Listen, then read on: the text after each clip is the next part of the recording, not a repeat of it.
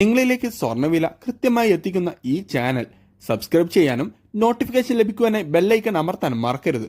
അതുകൂടാതെ നിങ്ങളുടെ ഓരോ ലൈക്കും വിലപ്പെട്ടതാണ്. ലൈക്ക് ചെയ്യാൻ മറക്കരുത് കേട്ടോ. ഇന്നലെ ഓഹരി വിപണിയിൽ ഇടിവാണ് ദൃശ്യമായത്. അതുകൊണ്ട് തന്നെ കൂടുതൽ ആളുകൾ സ്വർണത്തിൽ നിക്ഷേപിച്ചു. അത് സ്വർണ്ണവില കൂടാൻ കാരണവുമായി.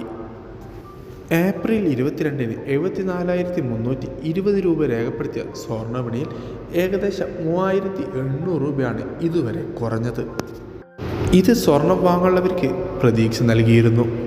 സംസ്ഥാനത്ത് ഇന്ന് വീണ്ടും വിപണിയിൽ കുറവ് രേഖപ്പെടുത്തി.